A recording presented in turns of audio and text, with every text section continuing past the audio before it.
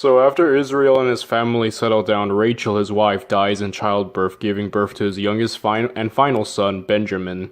After this, some time passes, and all of Jacob's sons are doing something pretty bad, and this is to introduce 17-year-old Joseph, Israel's 11th and favorite son.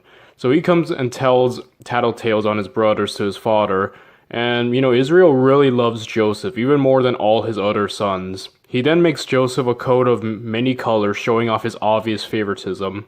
His brothers catch wind of this and are really angry at Joseph and downright just hate him at this point. Things get worse when Joseph has a dream of all of them gathering sheaves of grain, and all his brothers' sheaves bow to Joseph's. Also, he has another dream of the sun, moon, and 11 stars bowing down to him, symbolizing that he will rule over them. Sometime after this, his brothers are out tending their father's flock, in which Israel sends Joseph out to see how they're doing. As Joseph is approaching them, his brothers are so full of hate and envy towards him, plot to murder him and pretend a wild animal did it. But Reuben, Jacob's firstborn son, doesn't want Joseph to die, so he convinces his brothers to just throw Joseph into a ditch so he can rescue him and take him back home later. After this, Reuben leaves, but the brothers remain. While they are all hanging out, they notice slave drivers walking around. So Judah, Israel's fourth son, says that they should sell Joseph into slavery to get rid of him, and they do. Reuben returns and is super upset that his brothers did this, but since they are freaking out of options, they fake Joseph's death and tell their father that a wild animal did it. Israel goes into deep mourning, and none of his sons can comfort him. He claims that he will mourn until he is reunited with his son in death. Joseph is taken to Egypt and made a slave, to the captain of the guard. God is with Joseph, so he prospers in everything he does. Eventually, he becomes the best slave, and the captain leaves him in charge with everything he has. Things seem to be going well for Joseph until the captain's wife starts hitting on him. She tries forcing herself on Joseph, but he books it before anything can happen. She then pretends Joseph tried to rape her, and then he is sent to prison, where he will spend the next 13 years of his life. But it's not all bad, because God helps Joseph prosper so much in prison the warden takes a liking to him and even makes him in charge of the prison.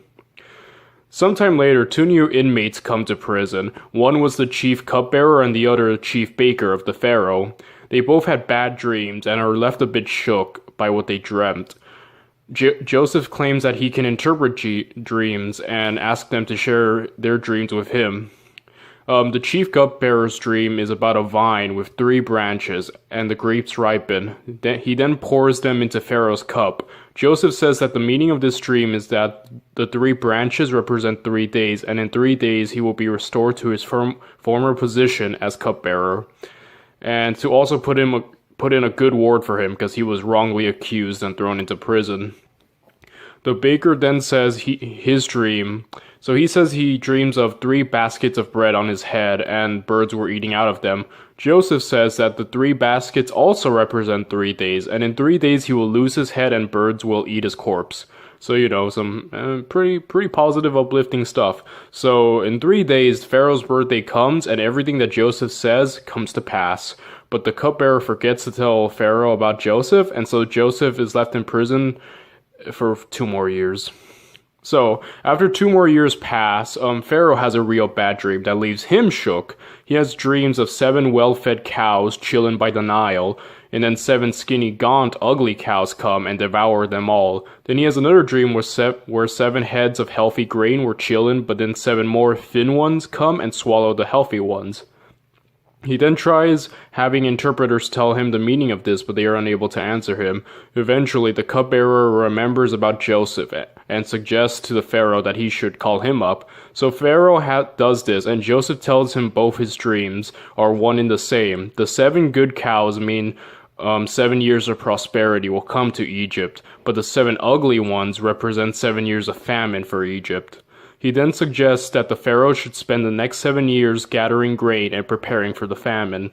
The Pharaoh is so impressed by this, he then nominates Joseph to be the governor of Egypt, and he becomes the second most powerful man in the kingdom after Pharaoh himself. Joseph marries, has 2 kids, and rules incredibly well. Eventually, the famine does happen, and everyone relies on Egypt for food. So, meanwhile, back at home, Israel hears of grain in Egypt. He sends his sons, except his youngest one, Benjamin, because he's very protective of him. So he sends all his other children to go and get grain. While all the other brothers are in Egypt, Joseph recognizes them, but they don't recognize him, so he decides to get some revenge. He gains info on how his family is doing, like if his dad is still alive and his youngest brother, Benjamin. He then claims that they are all spies and that they will not be allowed to leave until they bring their younger brother, Benjamin, there. He then imprisons them for 3 days. And then he has Simon, his brother, taken away as a hostage and sends all the other brothers back home. They tell Israel to let Benjamin go with them, but since Israel is so overprotective, he just refuses and says no. So then time passes, and after they've used up all the grain, they realize that they need to go back to Egypt, and they need Benjamin to go with them. Judah convinces his father to let them bring Ben with them, and, eventually, after a long convincing session, Israel agrees, but he also gives them gifts to give to Joseph to appease him. They get back there, and Joseph, after seeing his younger bro, has a feast for all of them, but he still remains undercover. He doesn't want to blow his cover yet. Simon is brought back, and they all eat, and he gives Benjamin the most food. After this, he sends them home, but he hatches a little plot. He puts his own silver cup in their food bags. Once they are off, they are stopped and searched, and the cup is found in Benjamin's bag. Joseph pretends to be enraged and threatens to keep Benjamin there. Judah speaks up and says that if their father were to lose Benjamin, he would be completely crushed. So he offers himself and all his other brothers as slaves in exchange for Benjamin's freedom. Joseph is so moved by this that he breaks character and cries. He then reveals himself to be their brother. He asks how his father is, and then he says he forgives them all for everything that they've done, and that all the bad that happened to him was made good by God. And they all cry and reunite as one big happy family. Then they go home and tell Israel that Joseph lives. Israel is super skeptical, but then he sees Egyptian carts sent from Joseph to escort him to his son. Israel is beyond joyful to find out his son is alive, and he says he will go and see him before he dies. Israel and Joseph are happily reunited. Sometime later, Israel, sorry, I always flip back and forth between his 2 names, but the point is, Israel on his deathbed blesses his sons and passes on to the next life. So many years pass, and then Joseph is dying, and he makes his final request to be that his remains be taken back and buried in the land of his fathers in Canaan. The Hebrew people then continue to flourish for many years in Egypt, and they grow in numbers so quick, and they prosper, and everyone lives happily ever after. Or do they? Dun dun dun.